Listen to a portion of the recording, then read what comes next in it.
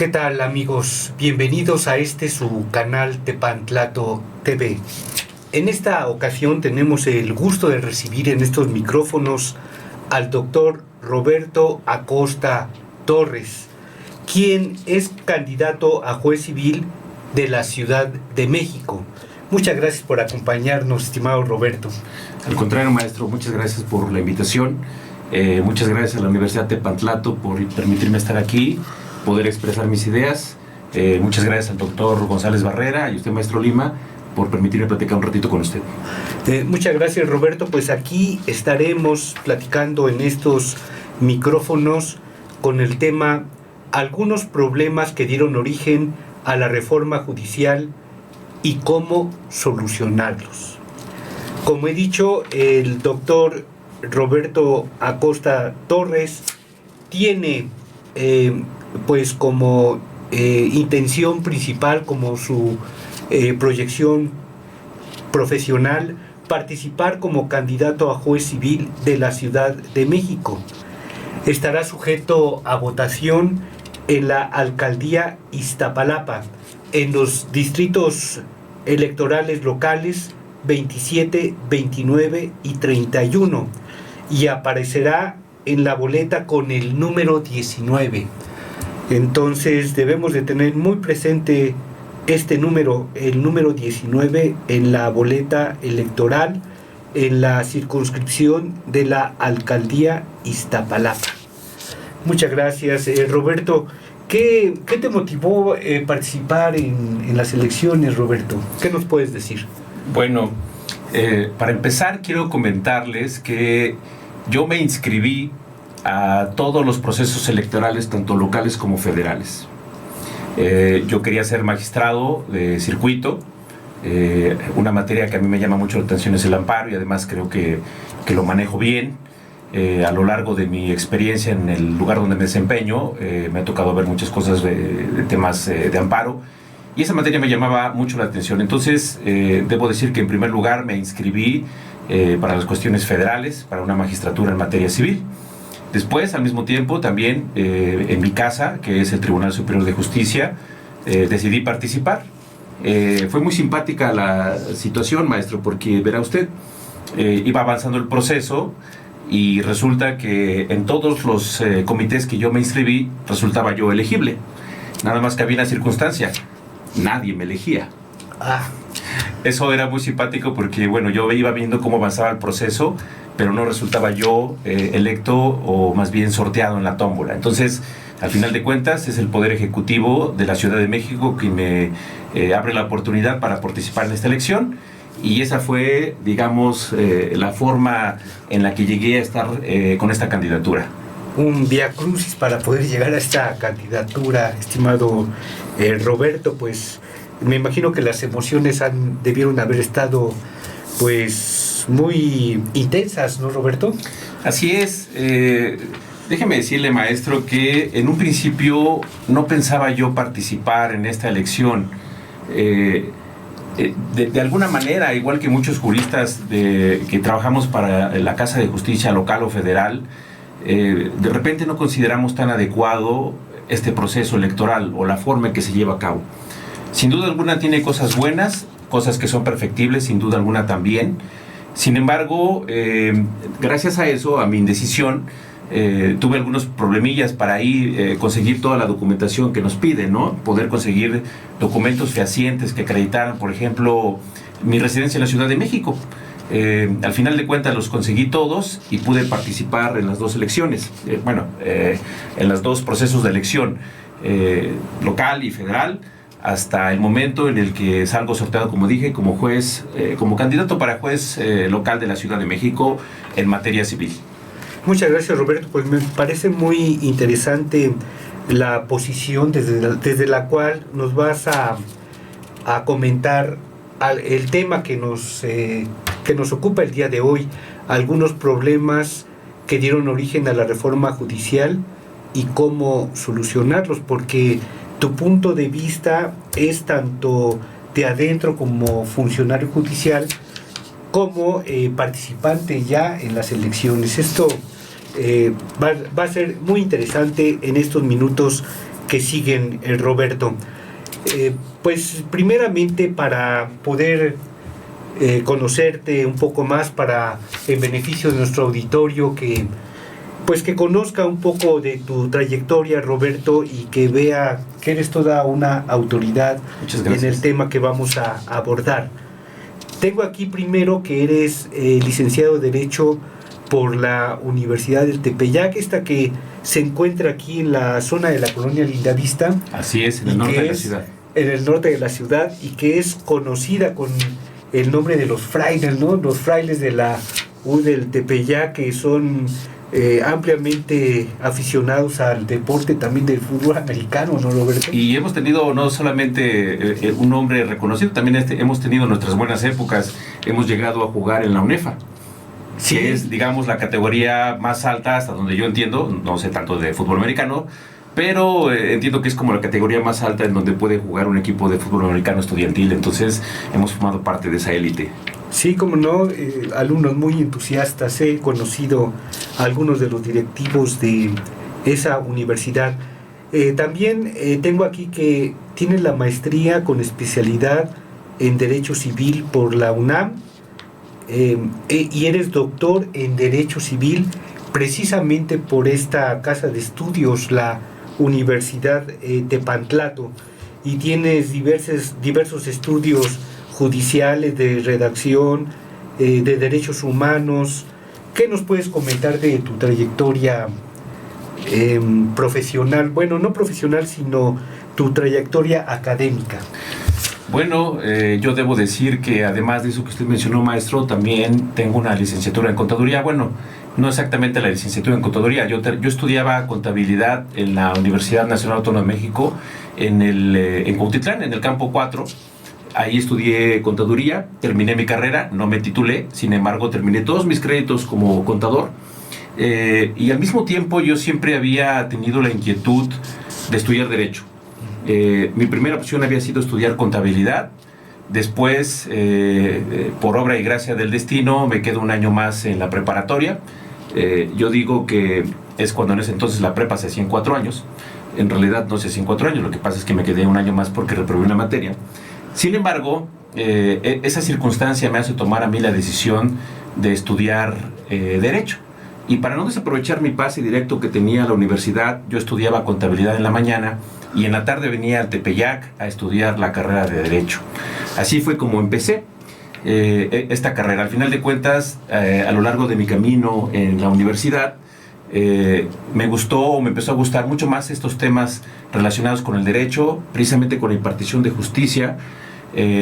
Una persona que me ayudó a tomar esta decisión fue mi abuelo materno, que era una persona muy trabajadora.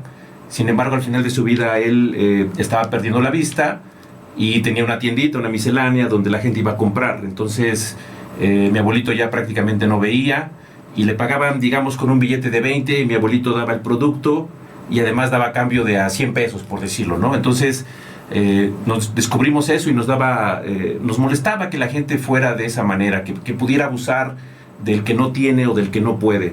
Esa fue una gran motivación para mí, para poder estudiar Derecho y para poder dedicarme a lo que hoy hago. Esa es una de las partes más hermosas de mi trabajo, el poder analizar de algún modo las situaciones de vida de las personas y poder proponer un proyecto que defina esa situación jurídica, que permita a la gente tener lo que le corresponde. Sí, normalmente los contadores son muy ordenados. Eso es una característica muy especial de esa carrera. Y también pues quiero destacar en nuestro auditorio que pues se ve a Roberto como una persona sincera y honesta en su palabra, porque no ha tenido ningún problema en comentarles alguna eventualidad que tuvo durante sus estudios. Entonces, para eso se necesita honestidad, valor civil, pues tener la palabra transparente y limpia para dirigirse al auditorio. Pues sin duda un valor que no encontramos con mucha frecuencia, lamentablemente. Pues muchas gracias, Roberto, por por tener esa palabra limpia y transparente con nuestro auditorio. Creo, maestro, que debe ser parte, sin duda alguna, de lo que nosotros como servidores públicos debemos ofrecer a la gente. Nosotros debemos ofrecer honestidad y trabajo, porque al final de cuentas eso es lo que espera la gente. Creo que no hay nada más sincero que hablar con la verdad y que la gente sepa, como bien lo dice maestro, que trato de conducirme de esa manera en mi vida. Muchas gracias, Roberto. Y en cuanto a la trayectoria laboral, pues aquí tengo que ha sido básicamente un activo en el Poder Judicial de la Ciudad de México desde que te atraparon haciendo el servicio social allá por el año de 1998. Tengo aquí en la 7ª Sala Civil del Tribunal Superior de Justicia ahora de la Ciudad de México. ¿Qué se siente llegar como novato a la Ciudad de México, Roberto? Fue una circunstancia muy simpática porque en aquel entonces yo estudiaba en la universidad todavía, estaba en el 7º semestre, tenía un buen amigo y yo quería entrar a la Presidencia de la República a hacer mi servicio social. En la Presidencia de la República pedían un mínimo de promedio de 9, pero mi amigo no alcanzaba ese promedio. Entonces, donde sí nos pedían 8 de promedio fue en el tribunal. Y no solo eso, sino que además el tribunal en aquel entonces nos ofrecía una pequeña beca por hacer el servicio social ahí. Entonces, entre el promedio de mi amigo y la beca, finalmente fue como decidimos participar como haciendo nuestro servicio social en el tribunal.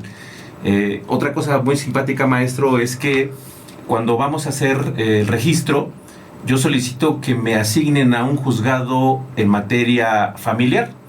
Sin embargo, cuando nos llaman por teléfono y nos dicen que ya están nuestras asignaciones, me corresponde una sala civil. En ese entonces, debido a mi inexperiencia y a que no había terminado la carrera y no había desempeñado ninguna labor, para ser muy honesto, no sabía ni qué era una sala. Hoy, por supuesto, a lo largo de los años, creo que domino todas esas circunstancias y me siento muy contento de haber desarrollado mi carrera en esta casa de laboral que es el Poder Judicial de la Ciudad de México. Sí, pues seguramente te pasó como a muchos de nosotros cuando no estábamos familiarizados con los conceptos, cuando oímos por primera vez los autos, ¿no? O sea, por supuesto. ¿qué quiere decir eso? O las actuaciones, o sea, que son conceptos que no teníamos muy precisos. ¿Recuerdas alguna anécdota, alguna situación que te haya pasado con esos primeros momentos? Pues lo primero que hice justamente cuando llegué al Tribunal de Servicio y Servicio Social fue persignarme. Eso es como una cuestión de mi religión, yo soy católico, entonces fue lo primero que hice y después dije, Diosito, ayúdame. Y finalmente creo que eso fue una muy buena señal porque a diferencia de muchas personas que cuando llegan a hacer su servicio social los ponen en la Secretaría de Acuerdos a coser expedientes, a foliar expedientes, a numerar expedientes, yo tuve la fortuna de que en aquel entonces el magistrado Carlos Vázquez Rangel, magistrado de la 7ª Sala Civil, me permitiera trabajar de inicio con sus proyectistas. Entonces yo llegué al Tribunal Superior a hacer mi servicio social, pero a hacer proyectos. Eso para mí fue pues una circunstancia muy bonita porque desde entonces me gustó lo que hacían ellos y al día de hoy creo que lo hago bien. Quien haya leído alguna de las resoluciones de las personas con las que he trabajado o las mías propias cuando he tenido cargos más elevados en donde yo puedo firmar, creo que se dará cuenta que pues hemos tratado de hacer bien las cosas. Muchas gracias, Roberto. También tengo aquí que pues has estado desde agosto de 1998 en la misma 7ª Sala Civil como pasante de Derecho. Luego has sido secretario proyectista en la 4ª Sala Civil. Después has sido secretario proyectista también en la 8ª Sala Civil. Desde agosto de 2017 fuiste director ejecutivo jurídico del Poder Judicial de la Ciudad de México y después director general jurídico también ahí. Y a partir de febrero de 2019 a la fecha, en la 8ª Sala Civil como secretario proyectista.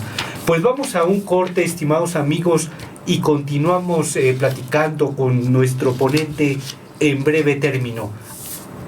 La Universidad Tepantlato tiene como objetivo fundamental lograr que los estudiantes sean líderes humanistas, obteniendo una formación profesional exigente y exhaustiva que garantice su incorporación bajo las mejores condiciones en el mercado laboral, por lo cual cordialmente se les invita a inscribirse en nuestro plan de estudios de doctorados, los cuales son: Doctorado en Derecho Civil, el cual tiene como objetivo formar expertos en desarrollo de investigaciones jurídicas, con talento para crear nuevos paradigmas en el derecho en materia jurídico-civil, siendo capaz de contribuir, a través de la investigación, al desarrollo del pensamiento jurídico e interpretar las disposiciones legales que rigen los actos jurídicos contemplados por la ley civil. Doctorado en Ciencias Penales, el cual tiene como objetivo formar expertos con estrategia y cultura jurídica para revisar, comprender y analizar los diversos fenómenos en materia penal, siendo capaz de proponer alternativas de solución a las problemáticas jurídicas y generar conocimientos innovadores en el campo de las ciencias penales. Doctorado en Derecho Familiar, el cual tiene como objetivo formar expertos en realizar investigaciones que ayuden a crear nuevos paradigmas en el derecho en materia familiar, alcanzando el nivel de conocimiento para contribuir al desarrollo del pensamiento jurídico universal y solucionar problemas jurídicos nacionales e internacionales en materia familiar. Doctorado en Derecho Constitucional, el cual tiene como objetivo formar expertos que realicen investigaciones de alto impacto, tanto a nivel teórico como social, con riguroso apego a los principios, valores y fundamentos constitucionales, siendo capaces de elaborar propuestas de solución mediante la interpretación del derecho constitucional en proyectos prácticos y que repercutan sobre la estabilidad social. Cabe mencionar que nuestros doctorados se imparten dentro de nuestro campus, ubicado en Baja California, 157, en la colonia Roma Sur, a 2 cuadras del Metro Chilpancingo. Para mayor información, se les invita a comunicarse al número 55 60 26 41 88, de lunes a viernes de 8 de la mañana a 5 de la tarde, y los sábados de 7 de la mañana a 1 de la tarde. Hola amigos de Tepantlato TV, nuevamente con el gusto de estar aquí platicando con el doctor Roberto Acosta Torres. Recordemos que es candidato a juez civil de la Ciudad de México, quien estará sujeto a votación en la alcaldía Iztapalapa en los distritos electorales locales 27, 29 y 31. Recordemos que lo encontraremos en la boleta electoral con el número 19. Y hemos referido en el segmento pasado la trayectoria tanto académica como profesional, y nos quedamos en que nuestro amigo Roberto estuvo primero como prestador de servicio social, luego como pasante en Derecho y finalmente como secretario proyectista en diversas salas civiles y últimamente en la 8ª Sala Civil. En la ponencia de qué magistrado y qué experiencia tienes ahí en la 8ª Sala Civil. Maestro, yo me toca trabajar orgullosamente con el magistrado Álvaro Augusto Pérez Juárez. Es el expresidente del Tribunal Superior de Justicia. Todo el mundo sabe que hoy el presidente es el magistrado Rafael Guerra. El magistrado anterior a Rafael Guerra fue el magistrado Álvaro Augusto Pérez Juárez. Con él he venido trabajando hace ya cerca de 10, 12 años más o menos. Lo conocí porque yo trabajaba con otro magistrado, el magistrado Humberto Navarro Mayoral, a quien aprecio mucho, y si me puede ver le mando un gran saludo, magistrado. Lo aprecio y lo admiro y lo respeto y lo quiero. Pero al mismo tiempo, cuando él se jubila, entra el magistrado Álvaro Augusto Pérez Juárez, sin conocernos a ninguna de las personas que trabajamos en la ponencia. Un tipo en ese entonces duro, exigente, reacio, fuerte, jurídicamente hablando, con mucho conocimiento. Y no es que hoy no lo sea, es que hoy quizá es un poco más amable. Bueno, magistrado, sabe usted que también lo aprecio mucho y he aprendido muchísimo de usted. Bueno, ahí estamos trabajando con él en su ponencia. Creo que espero no equivocarme y no hablar bien de mí, o de nuestra ponencia, pero creo que es una de las mejores ponencias del tribunal. Pues tú no lo vas a decir, estimado Roberto, pero aquí, entre los pasillos del Poder Judicial de la Ciudad de México, se habla, se dice y se reconoce que eres el hombre fuerte del magistrado Álvaro Augusto. Y pues se ve tu mano en las sentencias, y que además pues eres un hombre muy comprometido con la solidez en la argumentación, que es algo que debemos de buscar en todo juzgador. No sé qué nos puedes decir de la argumentación, de la solidez en la argumentación que deben tener las sentencias. Bueno, una de las frases que el magistrado nos ha inculcado a todos quienes trabajamos con nosotros es esta. Él dice que las cosas se hacen bien o no se hacen. Ese es nuestro parámetro, ese es nuestro objetivo a cumplir. Cada que nosotros dictamos una sentencia, y me refiero al hecho de todo lo que implica el dictar una sentencia. Al dictar una sentencia no solamente es el proyectista y el magistrado, obviamente hay un equipo de trabajo atrás. Quien conozca la labor que hace una sala del Tribunal Superior de Justicia sabe que tiene 3 ponencias, sabe que tiene una secretaría, una sección de amparos, y todas esas áreas, sin duda alguna, en el ámbito de sus respectivas competencias, lleva a cabo una labor que al final de cuentas permite brindar un producto final, que es el dictado de la sentencia. Cuando nosotros dictamos una sentencia, debemos entender una cosa, que de repente se nos olvida a los que llevamos a cabo una impartición de justicia en cualquiera de sus formas. Y eso es que las sentencias están dirigidas a las personas, a la gente, a lo que llamamos los justiciables. Esas personas que seguramente no estudiaron derecho y que de repente por esa misma razón no logran entender muchos de los términos que nosotros utilizamos como abogados. Entonces, hablando de argumentación, ¿qué es lo que tenemos que hacer? Cuando dictamos una sentencia tenemos que tener muchas características en cuenta, y esto es que al momento de dictar la sentencia se utilicen palabras y una redacción que sea tan clara que cualquier persona que, aunque no sepa derecho, la pueda entender. Al final de cuentas, esa persona que contrata a un abogado es el que va a recibir el resultado final de ese fallo. ¿Qué nos toca a nosotros como impartidores de justicia? Nos toca ser comprometidos, nos toca estudiar lo que ponen a nuestra consideración. Sí, es evidente que de repente tiene mucho que ver el abogado que lleva a cabo la tramitación de un asunto. Sin duda alguna, su expertise en muchas ocasiones es lo que va a hacer que gane o pierda la persona que confía en él. A nosotros como juzgadores, y sobre todo en mi labor como secretario proyectista de segunda instancia, no nos toca ver todo el procedimiento que corresponde a la primera instancia, por supuesto. Y finalmente nosotros somos un tribunal revisor. ¿Qué es lo que revisamos? Lo que se nos pone a nuestra consideración. ¿Cómo se integra la litis en segunda instancia? ¿Cómo se integra una controversia en segunda instancia? Por supuesto tiene que ver la resolución del juez que dictó, que puede ser un auto o acuerdo o proveído, una sentencia interlocutoria o una sentencia definitiva. Y dependiendo quién haya ganado o incluso o también perdido, tendrá que exponer sus agravios, sus manifestaciones, su argumentación para combatir eso que el juez dijo y que considera que no es correcto. Nosotros, en segunda instancia, nos tenemos que limitar a resolver esa parte en la que los abogados que exponen sus agravios exponen sus ideas. Y de repente, cuando estas son cortas, nosotros no podemos en muchas ocasiones enmendar esa página. ¿Por qué? Porque si enmendáramos la página de todos, quizás estaríamos desprotegiendo a la otra parte. Y entonces podría pensarse que hay parcialidad, y no es así.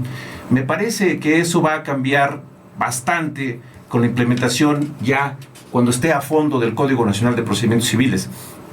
Es una reforma o una modificación que viene a esta ley o este código que creo que nos va a dar un poco más de libertad para que no solo apliquemos la ley, maestro, sino que también podamos impartir verdadera justicia.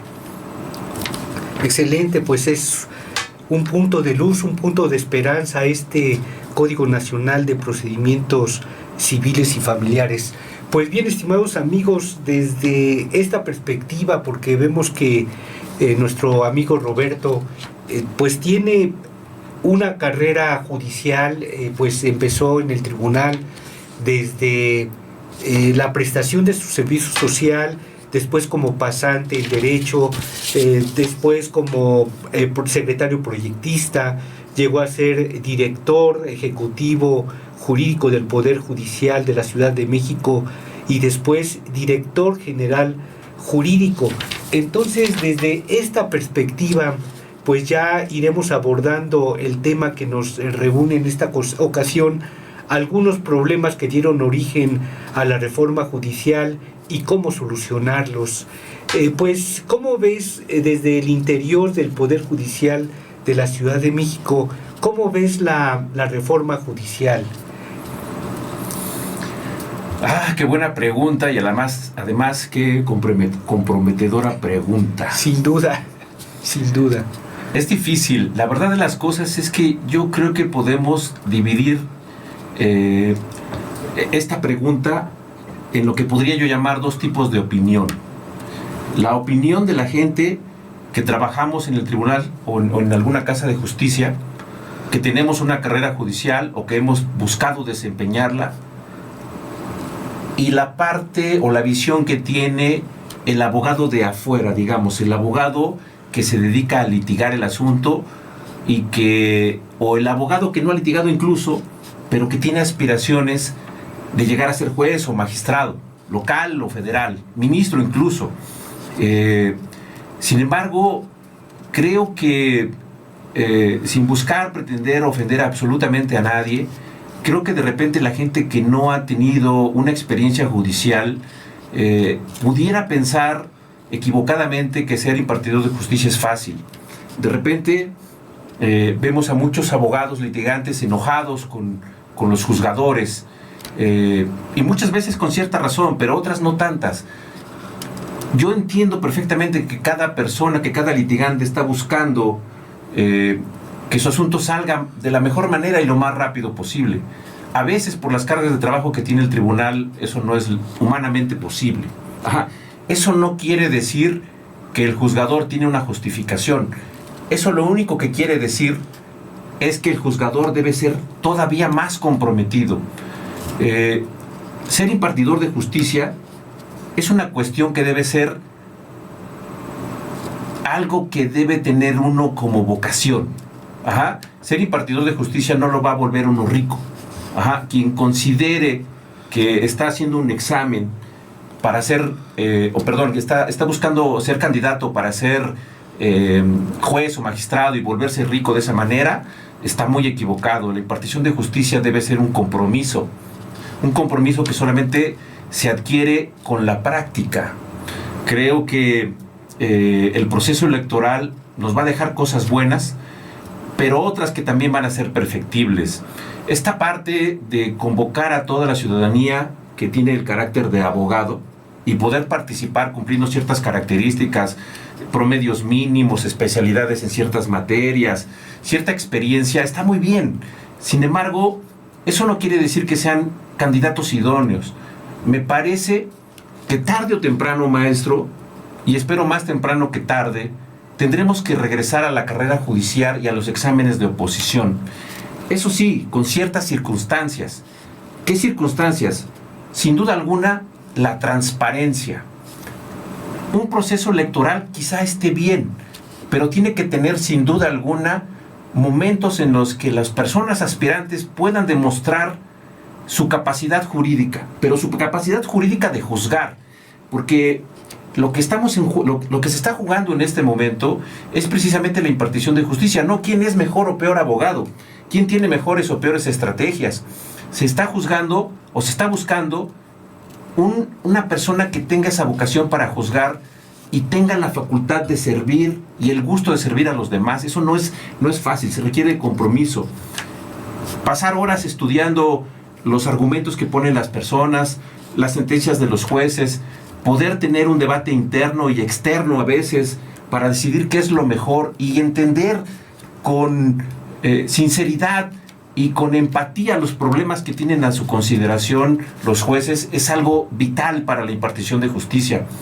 Desafortunadamente, maestro, y creo que esto es una de las circunstancias que han dado lugar a esta reforma judicial, es sin duda alguna el hartazgo que la impartición de justicia ha brindado a los justiciables. Todos sabemos sin duda alguna que esto empezó pues desde la presidencia, del Poder Ejecutivo, con el presidente López Obrador. Él sin duda alguna tuvo la oportunidad de mandar ciertas iniciativas. El Congreso las aprobaba, pero llegaba el tema a la Suprema Corte y bueno, todas se rebotaban, se caían, no pasaban. No conozco muchas de ellas. Sin embargo, algo que debe haber molestado, me parece, debe ser quizá la falta de fundación, la falta de motivación o incluso la falta de empatía en lo que se buscaba. Eso, sin duda alguna, hizo que hoy nos encontremos en este momento, pero no es la única circunstancia. Si nosotros platicásemos con los abogados litigantes, con las personas que reciben la impartición de justicia, no podríamos escuchar sino muchas quejas que tienen que ver, desafortunadamente el día de hoy, con la falta de empatía y la falta de compromiso de muchos juzgadores, no de todos, por supuesto que no de todos. Hay muchos juzgadores que hacen bien su trabajo, muchos juzgadores que están comprometidos con su labor, eso es loable, pero desafortunadamente no todos son buenos. Si todos fuésemos buenos, esta reforma del Poder Judicial no existiría el día de hoy. ¿Qué tenemos que hacer? Buscar gente comprometida, buscar gente que tenga vocación de servir y gente que pueda entender los problemas de las personas, que conozca la ley y que conociendo esa comunión de hechos con la ley pueda tomar las mejores decisiones para sus propios semejantes. Muchas gracias, Roberto. Pues yo me quedaría con un par de ideas que la verdad me parece que pusiste el dedo en la llaga. Y esto significa que las personas que buscan ser candidatas a juzgadores y ser juzgadores, pues no deben de ver esto como una oportunidad de negocio, sino como una vocación de servicio. Ese es el punto fundamental que nos transmites y seguiremos platicando con nuestro candidato a juez civil dentro de unos instantes.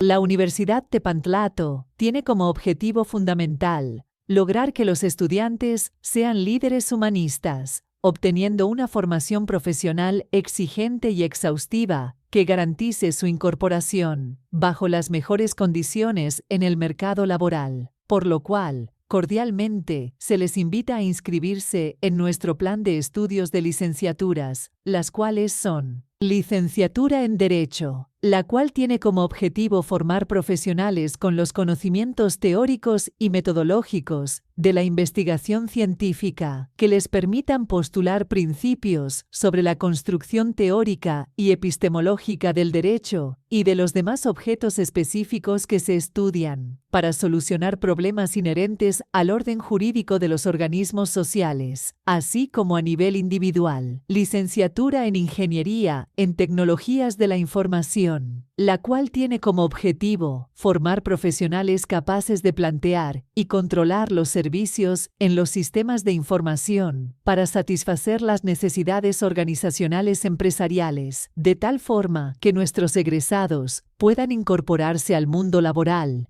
y cuenten con habilidades sólidas en técnicas de análisis, diseño de sistemas de información y configuración de ambientes de servicios de cómputo. Cabe mencionar que nuestras licenciaturas se imparten dentro de nuestro campus, ubicado en calle Tepic 43, en la colonia Roma Sur, entre Medellín y Monterrey. También dentro de este campus se imparte la maestría en educación, la cual tiene como objetivo formar especialistas en el campo de la educación que tengan un alto sentido humanista y de liderazgo, posean preparación teórica y metodológica sólida para que aporten propuestas y soluciones viables e innovadoras. Para mayor información, se les invita a comunicarse al número 55 60 26 41 88 de lunes a viernes de 8 de la mañana a 5 de la tarde y los sábados de 7 de la mañana a 1 de la tarde. Hola amigos de su canal Tepantlato TV. Continuamos en esta amigable entrevista con el doctor Roberto Acosta Torres, quien es candidato a juez civil de la Ciudad de México. Recordemos que será sujeto a votación en la alcaldía Iztapalapa, en los distritos electorales locales 27, 29 y 31. Lo encontraremos con el número 19 en la boleta electoral. Estimado Roberto, estamos abordando el tema, las causas por las cuales se aconteció esta reforma judicial, pero para quienes no son abogados y para quienes no han dado puntual seguimiento a esta reforma judicial, ¿nos podrías comentar cómo se designaban anteriormente a los jueces, a los juzgadores? ¿Cómo era este proceso de designación? Claro que sí, maestro, con mucho gusto. Yo puedo empezar diciendo, obviamente, lo que a mi experiencia corresponde. Yo he participado en varios exámenes de oposición. Como mucha gente sabe, y si no lo sabe, la carrera judicial empieza, como bien lo decía usted, maestro, hace un ratito, precisamente con el puesto de pasante de Derecho. Ajá. Después de pasante de Derecho, pues se van escalando ciertos grados, secretario conciliador, secretario actuario, secretario proyectista de sala, secretario de acuerdos de sala, juez, magistrado, entre otros. Y lo ideal, sin duda alguna, es que, como su nombre lo indica, una carrera judicial pueda implicar el avance de las personas que tienen los méritos para hacerlo. No cualquier persona, eso sí también. Tiene que haber esta parte de poder cumplir con ciertos requisitos académicos y de talento para poder ir subiendo de nivel. Pero en la pregunta que me hacía, maestro, pues antes se hacían exámenes de oposición que tenían, si no me recuerdo, 3 o 4 etapas. La primera de ellas era un examen general de conocimientos. En un principio, ese examen general de conocimientos se hacía con respuestas escritas. Es decir, se hacía una pregunta abierta, que es derecho, por ejemplo, y entonces el participante tenía que escribir en las hojitas que nos daban que era derecho. Y así, una serie de preguntas que se calificaban por un jurado. Posteriormente a eso, y al menos hasta la última elección en la que yo participé, eso cambió un poco. El primer examen siempre ha sido un examen general de conocimientos, pero ahora se cambió a la modalidad de llenar alvéolos. Ajá, se hacían 120 preguntas, 150 preguntas, si no mal recuerdo. Eso se llenaban la tarjetita donde venían los alvéolos, se presentaban ante una maquinita y le daban número de aciertos. Sí, de elección múltiple. Exactamente. Sí. Entonces, las personas que tenían los mayores promedios o que obtenían una calificación más alta en ese primer examen, pasaban a la siguiente ronda, los demás ya quedaban descartados. La siguiente ronda era un examen práctico. Se sometía a los participantes que íbamos siendo quedando vivos, llamámoslo así, dentro de esa eliminatoria. Se nos ponía un caso práctico y ese caso práctico se tenía que resolver dictando una sentencia. Ajá. Al menos un proyecto de sentencia que resolviera ese caso práctico. Ese mismo fallo que nosotros emitíamos, bueno, no es un fallo, es un proyecto de sentencia, un examen a final de cuentas, se sometía de nueva cuenta a la elección del jurado. El jurado que se escogía con varias personas, por cierto, gente del Instituto de Estudios Judiciales, formaba también parte un juez, si no me recuerdo, un magistrado en retiro, era un comité. Ajá. Entonces, esos exámenes que se hacían, que implicaban, insisto, un proyecto de sentencia, se sometían a la consideración de ese jurado. La verdad de las cosas es que ya no sé yo cómo resolvían, es decir, si resolvían viendo si el resultado de ese estudio implicaba el mismo resultado del asunto que se había sometido al conocimiento. Esto es, normalmente esas sentencias se basaban en un caso ya hecho. Ajá. Entonces, si en el caso ya hecho se absolvía, por ejemplo, y el participante también absolvía al final de su estudio, probablemente pasaba a la siguiente ronda. Yo pensaría que más que eso, lo que el jurado debía de calificar sería precisamente la fundamentación y la motivación. Ajá. Porque el resultado muchas veces puede ser engañoso. Como abogados sabemos, y si no somos abogados también debemos de saber, que la interpretación de la ley puede darse de 1000 formas. Y muchas veces lo que yo puedo ver de una manera, otra persona lo puede ver de otra manera. Lo importante es también, por supuesto, tener una resolución que sea debidamente fundada y motivada y que ampare el resultado de ese fallo. En fin, esa parte, como digo, no lo sé. A mí me hubiera gustado pensar que se fijaban en ambas cosas, tanto la fundamentación como la motivación, como resultado final. Al final, la siguiente etapa era precisamente un examen oral, un examen que se hacía frente a un jurado, el mismo jurado que había calificado estas 2 etapas anteriores. Se hacían unas preguntas y respuestas como si fuera un tipo de examen profesional, llamémoslo así, en donde al aspirante le hacían ciertas preguntas de derecho y tenía que responderlas, le ponían algunos casos prácticos y también tenía que responderlas. Obviamente es un examen de apreciación donde cada jurado daba una calificación y finalmente el que obtenía mayor calificación pasaba a la última ronda, que era precisamente el examen psicológico y psicométrico, que era finalmente la 4ª etapa, y al final quien obtenía esos resultados o iba pasando las siguientes etapas, finalmente era nombrado como juez. Sí, como juez, porque magistrado no.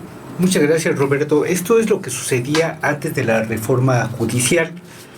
Yo recuerdo en la exposición de motivos de la reforma constitucional que había una justificación para abandonar este sistema de designación para pasar a elecciones.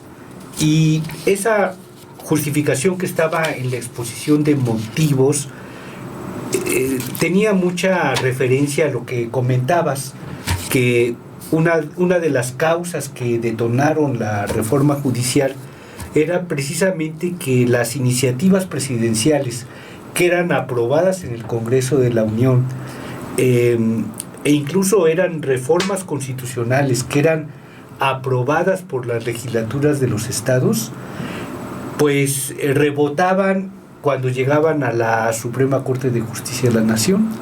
Entonces había una especie de ingobernabilidad porque el proyecto de nación que se tenía a través de organismos electos como es la Presidencia de la República y el Congreso de la Unión, pues rebotaban en un órgano que no estaba electo democráticamente.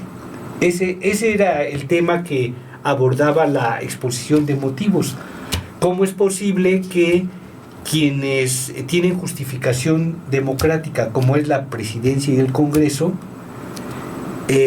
pueda ser rebotada su iniciativa de reforma por la Suprema Corte, que no tenía ese apoyo democrático? Entonces, la voluntad popular era rechazada por un ente que no tenía ese respaldo democrático. Y entonces, con la reforma judicial, pues nos vamos al otro extremo. Así es. Que en donde abandonamos la carrera judicial para irnos a una designación a través de un sistema de elecciones. Claro. Y entonces, pues, como dicen los abuelos, pues los extremos probablemente sean malos, ¿no? A los extremos. Y como bien dices, muy probablemente tengamos que retomar o repensar las bondades de la carrera judicial. Entonces, pues no sé si tengas algunas palabras sobre este punto. Sí, a mí me parece que no es del todo acertado pensar que los ministros, por poner un ejemplo muy claro, no eran elegidos por voto popular. Ajá, aunque aparentemente pareciera que no lo son porque nadie los votó, al final de cuentas la forma en que eran elegidos sí implicaba ese voto popular. ¿Por qué?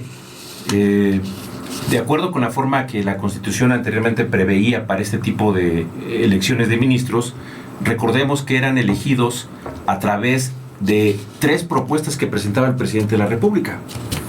Presidente de la República que había sido elegido por voto popular y que representa de algún modo a nuestro pueblo, igual que los legisladores. Ajá. Entonces, ese ministro era nombrado de una terna que presentaba el presidente de la República, pero no solo eso, era votado por el Senado de la República, que también es un órgano que representa al pueblo. Como consecuencia, si bien no era un voto directo para los ministros, la elección del pueblo sí estaba reflejada en los nombramientos que hacían. Quizá habría que haber elegido a mejores ministros, no lo sé. Finalmente, esa circunstancia que platicamos hace un ratito fue la que dio lugar a esta reforma judicial. Buena o mala, ya está. Creo que es perfectible. Creo que tiene muchas cosas que deberán cambiar. Y una de ellas me parece que sí o sí, insisto, más temprano que tarde, al menos sí lo espero yo, tendrá que regresar la carrera judicial y los exámenes de oposición, en donde quizá un comité como el que se formó para elegirnos ahora a los que somos candidatos, pudiera participar y pudiera llevar a cabo los exámenes.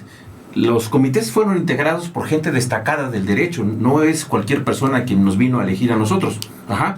Es gente destacada del derecho. ¿Por qué no emplear ese comité para analizar precisamente quién puede ser, a través de un examen de oposición que quizás sea público, que la gente se pueda enterar cómo debatimos, cómo nos expresamos, cómo argumentamos, cómo vemos la visión de país que queremos, hablando de la impartición de justicia, por supuesto, una justicia que deberá de ser rápida, expedita, que deberá ser fundada y motivada, que la gente entienda por qué ganó, por qué perdió, que si bien nadie va a quedar contento si pierde un asunto, pero al menos que sepa que la persona que resolvió su tema sí tuvo el interés de profundizar en lo que pedía. Ajá. Que se quede esa satisfacción de que la persona que perdió sepa por qué perdió y logre entender esa situación. Quizá no se convenza, pero sí que vea el esfuerzo de los jueces, de los magistrados que resolvieron ese tema.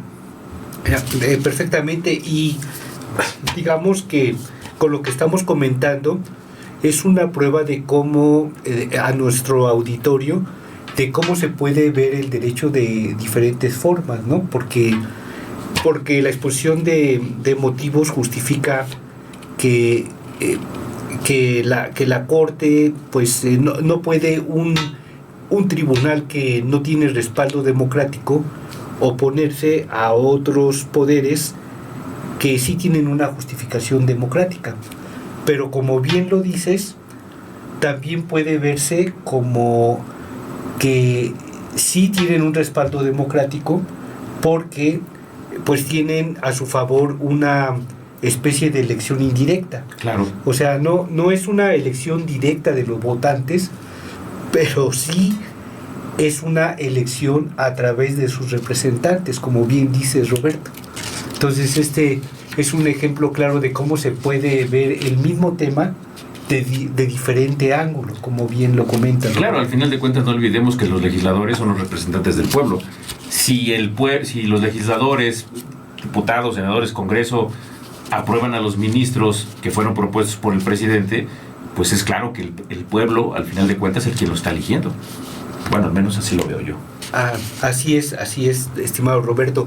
Y pues ahora, perdón, ya nos comentaste alguna, digamos, la causa, tal vez la causa principal digamos, de que detonó la reforma judicial, pero podemos observar alguna otra causa, Roberto. No sé si tengamos alguna otra causa por ahí. Sí, por supuesto. Digo, yo creo que yo hablo desde mi experiencia, ¿no?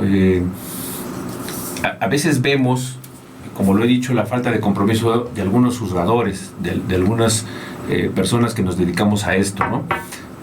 Y eso se refleja, al menos en mi quehacer, al leer los agravios que exponen los litigantes, en donde se quejan: es que este juez no estudió, es que este juez no entendió, es que este juez dejó de valorar, es que este juez no tomó en cuenta las circunstancias. Sí, pero aunado a eso, creo que algo que también lleva a la desesperación jurídica me refiero, es precisamente el tiempo que se tarda en resolver un asunto, ¿no? Creo que a nivel local, un procedimiento ordinario, de proceso escrito que todavía existen, deberá tramitarse en aproximadamente 6 meses. Pero después de eso vienen otros 3 o 4 meses de la apelación. Y después de esos 3 o 4 meses viene el amparo. Y ese amparo puede tardar quizá hasta 1 año. No es lo ideal. Puede tardar quizá 4 meses, 6 meses, 1 año. Nos ha tocado en la oficina, en la ponencia, dar cumplimiento a sentencias o recibir sentencias con amparos negados que han tardado más de 1 año y medio, 2 años en resolverse. Ajá. Ahora, esos 2 años promedio, digamos, que se tarda en resolver un asunto, tienen que resolver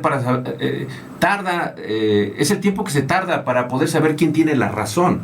Es decir, si el que está reclamando tiene la razón o el que se está defendiendo tiene la razón.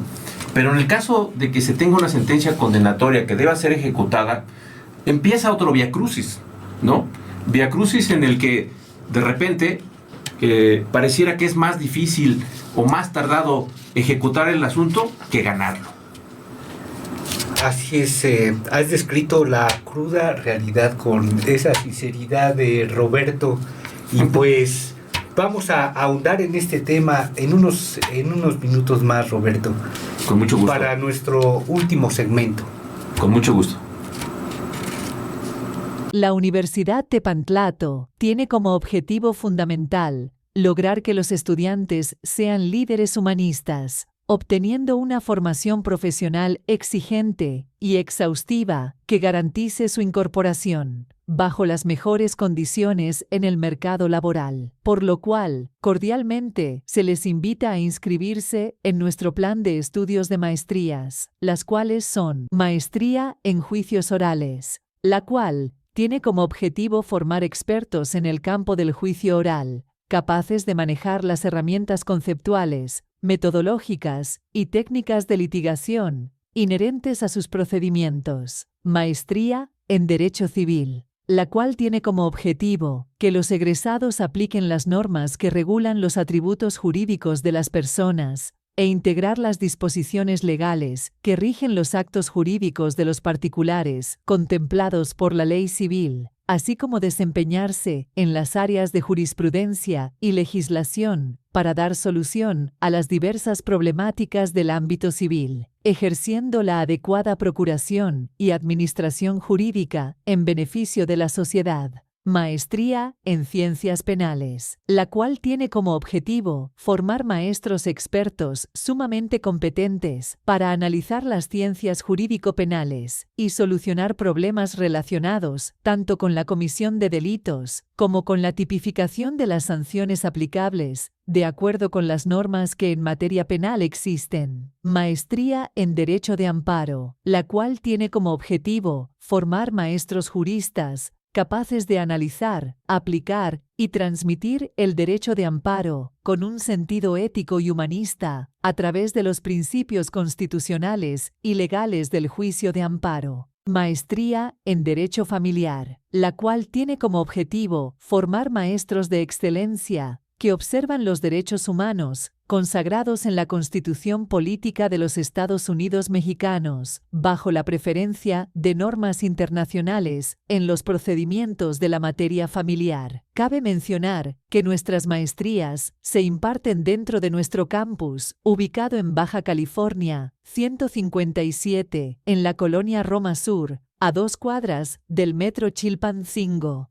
Para mayor información, se les invita a comunicarse al número 55 60 26 41 88, de lunes a viernes de 8 de la mañana a 5 de la tarde y los sábados de 7 de la mañana a 1 de la tarde. ¿Qué tal, amigos de Tepantlato TV? Pues estamos de regreso con el doctor Roberto Acosta Torres, quien nos ha dado una charla realmente deliciosa, muy ilustrativa sobre este tema central, algunos problemas que dieron origen a la reforma judicial y cómo solucionarlos.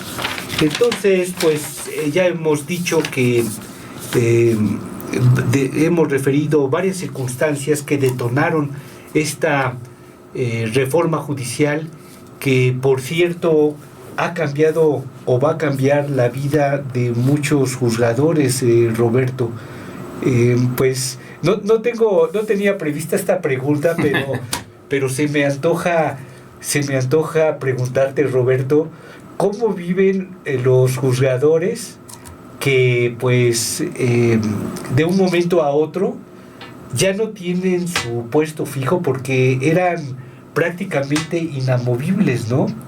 Y que tienen dedicada toda su vida al Poder Judicial, y que ahora ven un futuro incierto, estimado Roberto? ¿Cómo ves a los compañeros juzgadores que viven estos momentos de zozobra realmente? Pues no puedo decir otra cosa, sino que es una circunstancia que ha generado, sin duda alguna, actos de molestia. Y que incluso pudiéramos decir que esta reforma está un poco en contra de la naturaleza que tiene que ver con la elegibilidad de un juzgador y la función que realiza. Bien dijo usted, maestro, hay muchos juzgadores, que se consideraban inamovibles, pero esa inamovilidad tiene una razón de ser. No es como que yo quiero poner a este juzgador porque me cae bien y ya le aseguro su chamba para toda su vida. No se trata de eso. ¿Por qué? En tratándose de los jueces, por ejemplo, se someten a exámenes de ratificación cada 6 años.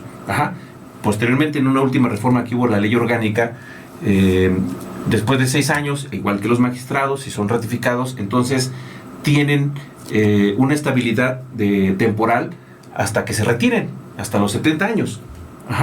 ¿Pero por qué se da eso? Porque el juzgador tiene que tener tranquilidad.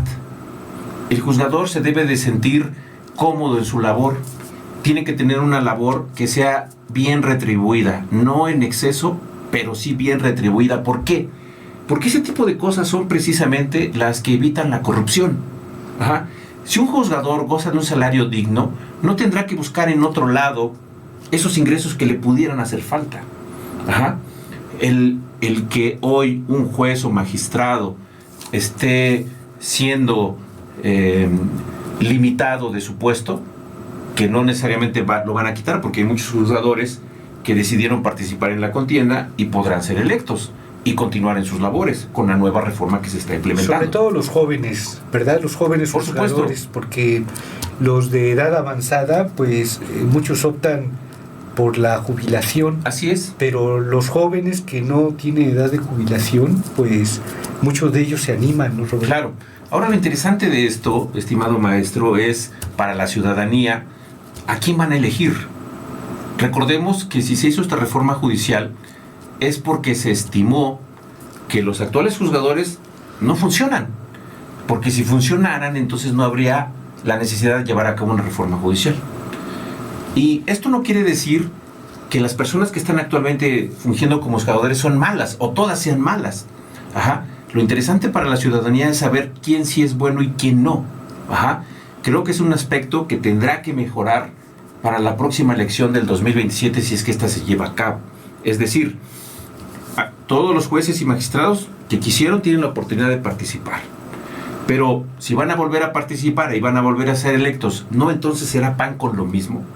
¿No entonces será volver a poner al que ya es corrupto, o al menos en el pensar de quien hizo esta reforma? ¿Cómo vamos a saber que ese que vamos a elegir otra vez, que ya es juez o magistrado, y que lo vamos a poner otra vez a un cargo de este tipo, no es el que era malo? Porque lo que buscamos en esta elección es poner a los que sí son buenos. Es decir, dentro del Poder Judicial hay gente muy valiosa. Esa se tiene que quedar. Lo importante para el electorado es saber cómo distinguir entre uno y otro. Si nosotros vemos la publicidad, que seguramente usted ya ha visto, maestro, en TikTok, en Facebook, en Instagram, en todas las redes sociales, pues son gente que todo el mundo dice se dice tener años de experiencia, intachables, con estudios académicos, etcétera. Pero si todos tienen esas características, entonces ¿cuál es bueno y cuál es malo? ¿Cuál de esos juzgadores es el que se debe de elegir? Bueno, insisto, en esto tendrá que trabajar, me parece, el Instituto Nacional Electoral para las cuestiones federales y el Instituto Electoral de los estados para las cuestiones locales. Cómo poder determinar quién es bueno y quién es malo, por qué este sí, por qué este no, cómo le podemos hacer ya saber eso a la ciudadanía, ¿no? Si yo escucho en TikTok o en Facebook que todos son buenos, que todos tienen una gran trayectoria, que todos son el mejor de los mejores, porque así nos autonombramos todos, entonces ¿cuál es el bueno y cuál es el malo? ¿Qué va a hacer la diferencia entre uno y otro? Ajá. Esa parte es en la que tendremos que trabajar. Puede haber parámetros objetivos, subjetivos, quizá. Hablando de jueces, pues cuántas sentencias le revocaron en apelación. Hablando de magistrados, a cuántas de sus resoluciones les concedieron el amparo. Pero ahí entramos a una cuestión más. Ajá. Un amparo concedido o una apelación fundada no significa necesariamente que esté mal el juez. Muchas veces son cuestiones de criterio. Lo importante es saber por qué esa resolución del Tribunal de Alzada o del Tribunal Federal concedió el amparo, o revocó una sentencia o la modificó. Es decir, ¿qué lo hizo llegar a esa resolución? Y entonces volvemos a lo mismo, la parte considerativa de un fallo. Ajá. Si nosotros vemos que hay juzgadores que a veces, pues, no le entran al fondo del asunto buscando salirse por una cuestión de procedimiento o por una cuestión de fondo o de una prueba que les dio lugar para salirse del estudio y decir, bueno, que mejor lo estudie la sala. Y entonces dejarle el trabajo a la sala. No se está cumpliendo con esa función. Ajá. Cuando la sala revoca una resolución de este tipo y dice, oye, es que el juez la regó, pero feo, ¿no? Por decirlo así. Y entonces la sala tiene que entrar con plenitud de jurisdicción, significa que el juzgador no hizo su labor. Una sentencia de ese tipo tendría que ser trascendente para determinar qué juzgador es bueno o malo. Pero el punto es, ¿cómo le podemos hacer saber eso a la ciudadanía? ¿Cómo podemos saber quién sí funda y quién motiva sus resoluciones? ¿Quién tiene una buena o mala argumentación? Ese punto tendremos que distinguirlo. ¿Cómo? Será cuestión de pensarlo. Estimado Roberto, ahora que te oigo, pues desde mi punto de vista como litigante, me parece que, y para complementar lo que tú dices, me parece que o parte del trabajo debería de ser de los colegios de abogados, de los profesionistas independientes, porque muchas veces, digamos, sí es un parámetro si a un juez le revocan muchas veces o no le revocan muchas veces sus determinaciones.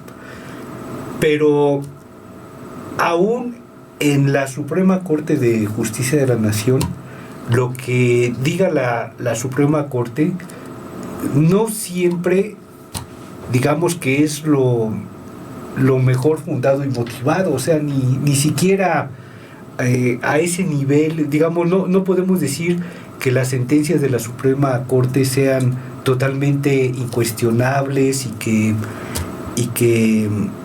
que tengan, digamos, en todos los casos la mejor calidad. Claro que sí se esfuerzan en que la última palabra pues sea sólida, pero yo pienso que ahí es trabajo de los colegios de abogados en donde digan, oye, las sentencias analizadas de este juzgador son sólidas, o las sentencias de este ministro o ministra pues no son con la mejor calidad de argumentación que digamos, porque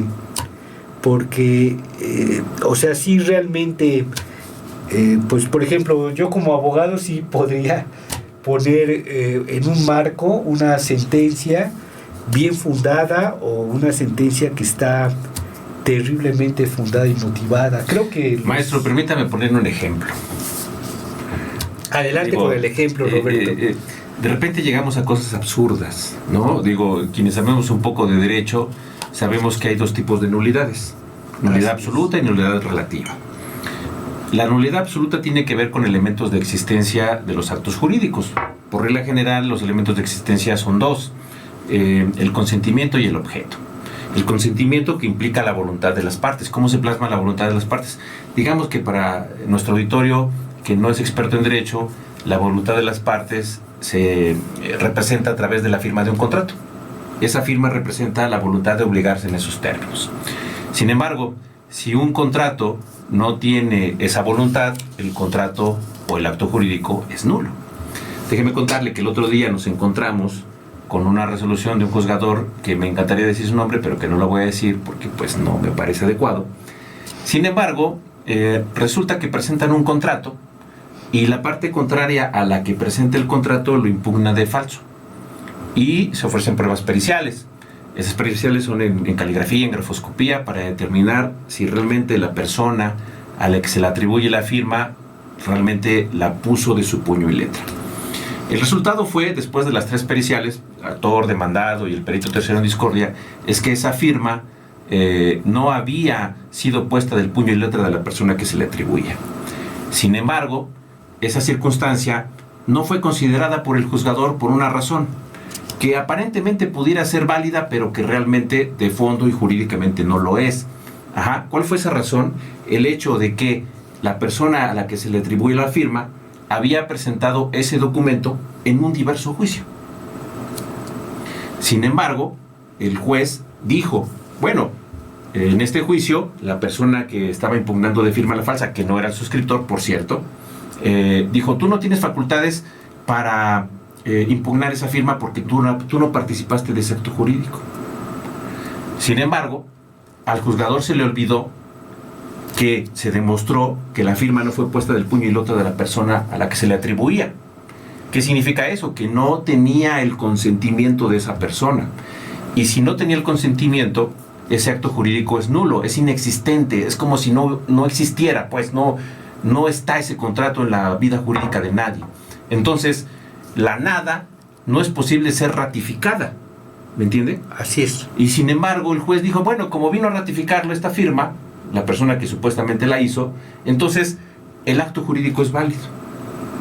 Eso lo debería saber un juzgador, es decir, el juzgador debería saber que la nulidad absoluta no se convalida por ratificación de firmas o por la ratificación del acto, por la persona que lo hizo. No se puede ratificar algo que no existe. Por lo tanto, si él no puso la firma, no podía ratificarlo. Como consecuencia, el acto es nulo. Y el juez no lo supo. Digo, es un elemento que aparentemente tiene ciertas características que pudieran aparentar ser válido, sin embargo no lo es, y el juzgador, un juzgador experto, debería de saberlo. O sea que en ese ejemplo que nos estás comentando, Roberto, resulta que entonces el juzgador dictó una sentencia en contra de la prueba pericial, o sea, la prueba pericial arrojó que la firma no correspondía al puño y letra de su autor, y aún así el juez, contra una prueba científica, dictó su sentencia. Así es, pero lo importante de esa prueba científica es lo que representaba, y representaba demostrar que a la persona que se le atribuyó el consentimiento no lo había dado. Eso es lo trascendente, maestro. Y alguien que no dio su consentimiento no lo puede convalidar después para beneficiarse de una situación así. Muchas gracias. Hemos estado aquí platicando con la palabra limpia y sincera del doctor Roberto Acosta Torres.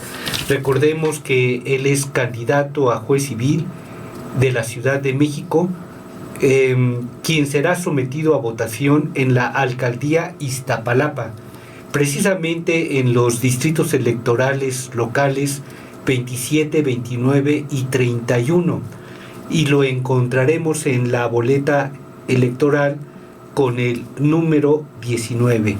Pues muchas gracias por compartir tu presencia y palabra en estos micrófonos de la Universidad Tepantlato. Esperemos que muchos de los candidatos tengan esta honestidad de ser transparentes en sus antecedentes académicos y profesionales, y que tengamos esa calidad en la argumentación que se exige en todo juzgador. Muchas gracias, estimado Roberto, por acompañarnos en esta tu casa. Maestro, solamente si me permite un último comentario,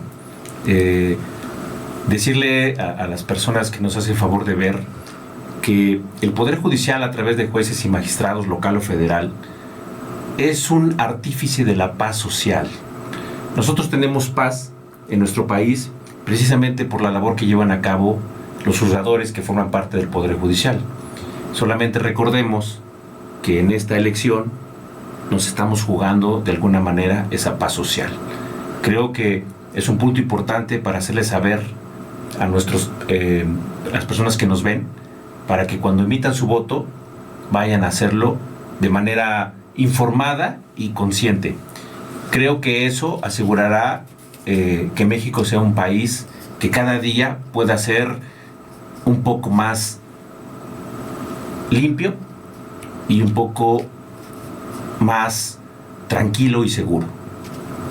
Sin duda, Roberto, pues nos estamos jugando el futuro de México, el futuro de la justicia en estas elecciones.